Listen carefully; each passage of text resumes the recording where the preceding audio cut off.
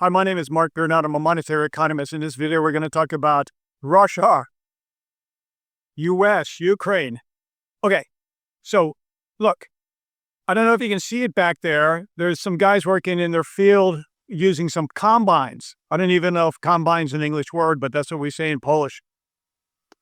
And what if I go up to them and say, hey, buddy, we're going to I don't own this land. I'm just a Florida guy. I'm just a Florida guy, and I'm going to go to your land and swap it out, or I'm going to personally sell it to somebody else.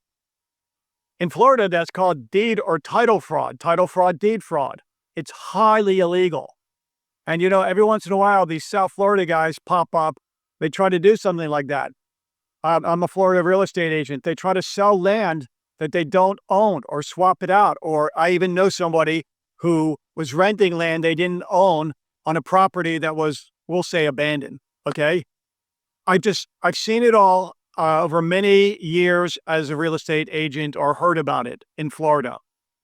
So the reason that's wrong is we know that civilization is, to a large extent, based on definition of property rights. You can look up John Locke, the English philosopher in the modern world that brings definition of property rights to the forefront.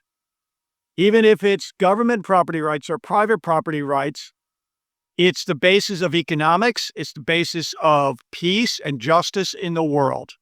And I've explained before, justice is the ultimate good. If you want peace, work for justice. Okay, it's a motto, I believe, of the Jesuits, or one of them. And the idea here is you can't give away, trade, negotiate, make a deal with land you don't own.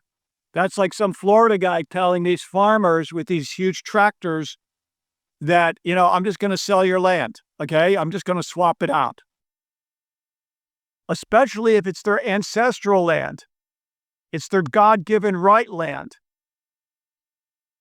Here comes a tractor as I speak. I'm going to move. Okay? And that's the point about Ukraine. That's the point about Russia. They're going to meet in Alaska, mind you, okay? Alaska, wasn't that a deal between the U.S. and Russia, and it was an arm's length transaction? They're probably going to meet in Anchorage. I think Anchorage, Alaska, because it probably has the best infrastructure for landing the big jets that they need, the high security, but don't quote me on that. And here, let me let this tractor pass. Very nice person. Don't mention that I was talking about swapping out his land or doing anything like that. Some slick Florida guy. I don't think he'd appreciate it. Okay, we're done. And let's continue. So this idea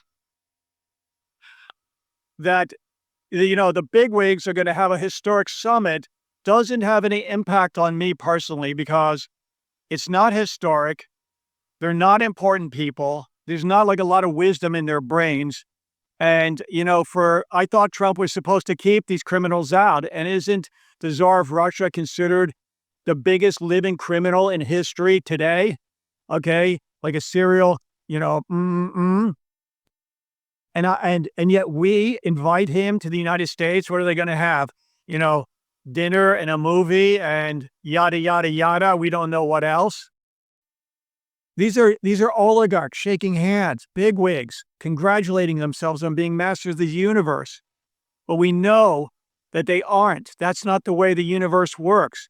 It works as a collection of people that have agreed upon laws and ideas and ideals.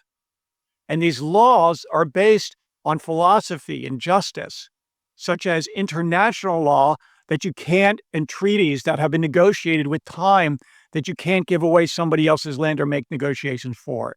So this is why Zelensky, he wasn't upset, but he was just very clear that it is in the Ukrainian constitution that they can't do that. It's clear that after the sacrifices that the Ukrainian people have made for their God-given land, they're just not going to, give it away to just some dictator that wants it because he claims he has greater force, which is untrue. Ukrainian will is unbreakable. He can't deal with that. I think the president of the United States, current president, he's going to try to cut some economic deal with Russia. He'd love to link, Alaska and Russia together and just have some oil, you know, idea there.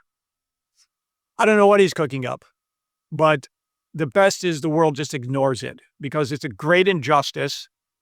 These are Ukrainian lands, just like in Poland. We had these partitions in Poland. Russia took half of Poland, and my ancestors were born in that land. My grandparents came from that land. My grandfather was conscripted into the Russian army and he escaped, okay, because he wasn't Russian. So this summit of great minds, there's just so much wisdom in those brains, and I say that sarcastically, so much ethics and thought, is much to do about nothing. Nothing will come of it. They'll meet again in Moscow or Russia next. They'll go back and forth. They'll basically mildly irritate the whole world. But Ukraine is going to stay strong. Ukraine has allies that are good, that are just, and are going to stay strong with Ukraine. And we're just waiting for something to happen in Russia. And I think what's going to happen. So that's my take on the U.S.-Russian summit in Alaska and Russia and going forward. It's like a fraudulent Florida real estate agent trying to sell land he doesn't own. My name is Mark Biernot. I'm a monetary economist. Have a beautiful day. Thank you very much.